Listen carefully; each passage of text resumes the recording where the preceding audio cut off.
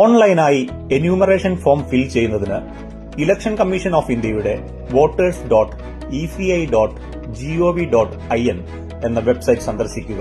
Already ഈ site ഉപയോഗിക്കുന്നവർക്ക് login എന്ന ഓപ്ഷൻ ക്ലിക്ക് ചെയ്തതിനു ശേഷം മൊബൈൽ നമ്പർ, ക്യാച്ച് OTP എന്നിവ നൽകി ലോഗിൻ ചെയ്യാവുന്നതാണ്.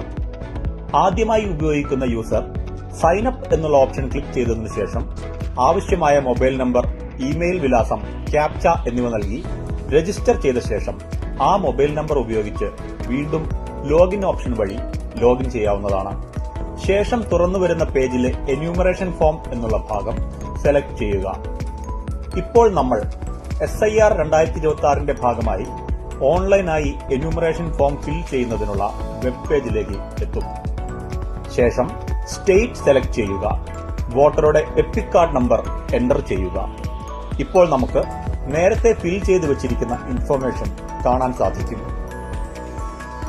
ഈ ഫോം ഫിൽ ചെയ്യുന്നതിനായി വോട്ടറുടെ എപ്പിക് കാർഡിലെ പേരും ആധാർ കാർഡിലെ പേരും മാച്ചിംഗ് ആയിരിക്കണം.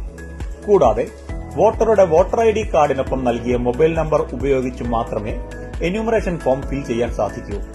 ഇങ്ങനെയല്ല എങ്കിൽ അതത് BLOമാരെ കോൺടാക്ട് ചെയ്തതിനു ശേഷം ഓഫ്ലൈനായി മാത്രമേ എന്യൂമറേഷൻ ഫോം സബ്മിറ്റ് ചെയ്യാൻ സാധിക്കൂ.